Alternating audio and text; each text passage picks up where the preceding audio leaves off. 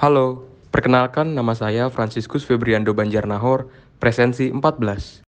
Halo, nama saya Gadis Tiara Nuansa, nomor presensi 15. Halo, perkenalkan. Nama saya Geni Rahma Febrianti, presensi 16. Halo, perkenalkan nama saya Hadijah Humine Elsa, presensi 17.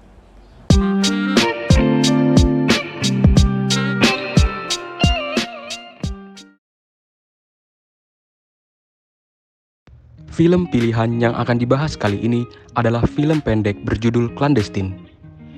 Dikisahkan terdapat dua orang sahabat sesama pegawai Direktorat Jenderal Pajak bernama Resti dan Kinan. Awal film menampilkan Kinan yang selalu bergaya hidup mewah, yang mana semua barang mewahnya ternyata diperoleh dari gratifikasi.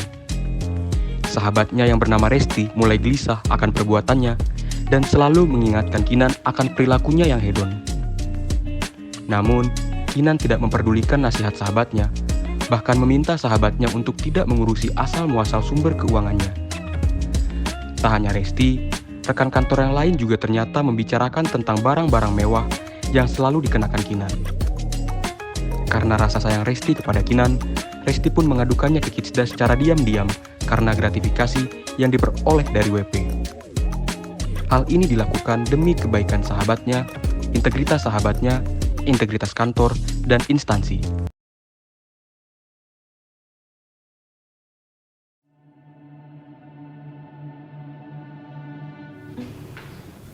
Laptop siapa tuh, Kin?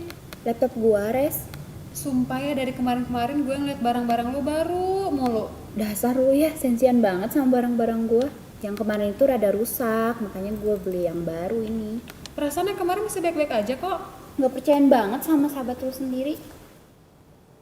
Ini aku, Resti. Sudah terlalu lama dilema ini kuhadapi. Memikirkan saja berat. Melakukan apa lagi? Kenapa sih? Gue dipanggil menghadap Pak Bambang di Kitsda. Loh, kok bisa sih? Emang lo habis ngapain sampai bisa dipanggil Kitsda? Gue gak bisa bantuin lo sekarang. Ini cara satu-satunya gue bantuin lo. Ya, maksud lo apaan sih? Sorry Kin, sebenarnya tuh gue yang laporin lo. Gue tuh sayang sama lo. Gue gak pengen lo terlena. Nah, sama sebenarnya tuh sesuatunya tuh fana semuanya tuh. Sorry ya Kin. Gila lo ya.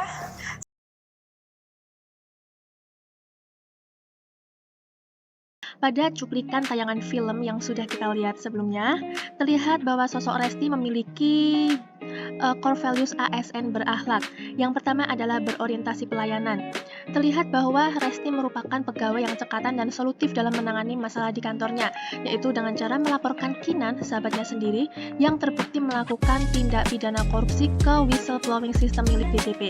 Kemudian core values yang kedua adalah akuntabel. Resti adalah seorang pegawai ASN yang memiliki integritas tinggi. Dia tidak mau melakukan praktik suap ketika mengunjungi wajib pajak. Selain itu, Resti juga tidak menyalahgunakan kewenangan jabatannya dengan cara tetap memegang teguh nilai integritas yang dimilikinya. Core values yang selanjutnya adalah kompeten. Resti merupakan pegawai yang baik. Dia siap membimbing sahabatnya Kinan yang telah terjerumus ke dalam praktik korupsi agar kembali ke jalan yang benar. Lalu selanjutnya adalah harmonis, di mana Resti mampu membangun lingkungan kerja yang kondusif dengan cara ingin segera menyelesaikan permasalahan yang ada, meskipun harus mengorbankan persahabatan mereka. Yang kelima adalah loyal.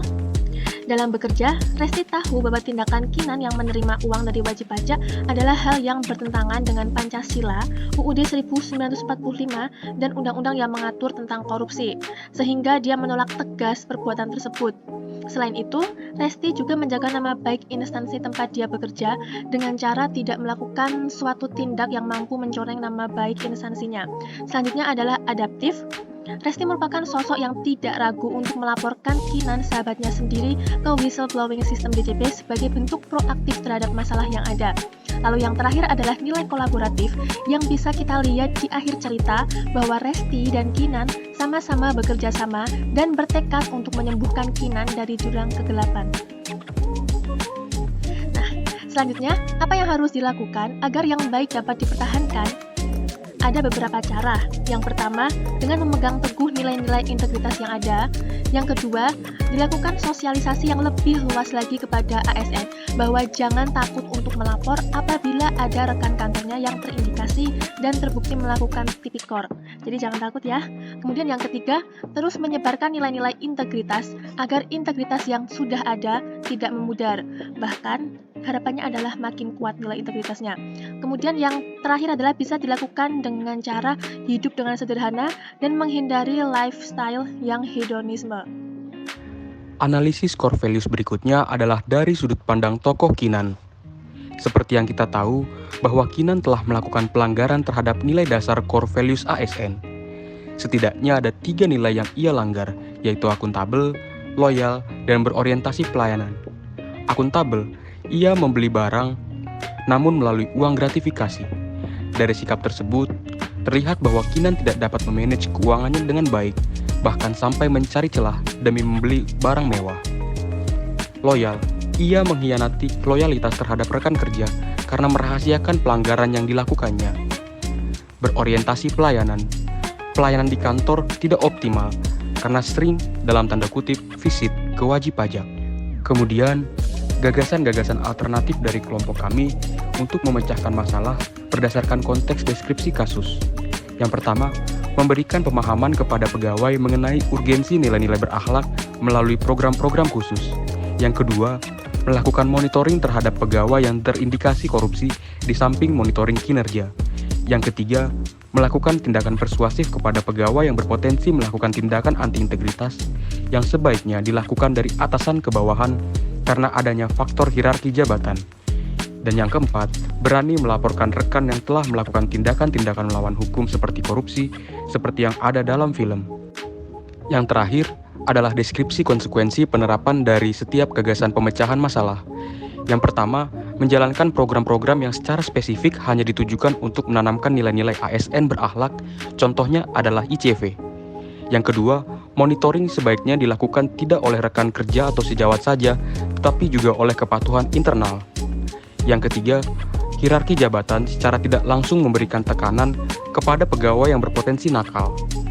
Namun, pendekatan yang dilakukan harus persuasif agar yang timbul bukan rasa takut, namun rasa sadar. Dan yang terakhir, melaporkan rekan yang tidak berlaku jujur apalagi korupsi tentu akan memberikan hukuman disiplin berat bagi orang tersebut. Tetapi dalam film, hal itu diperlukan dan sebaiknya dilakukan demi kebaikan orang tersebut.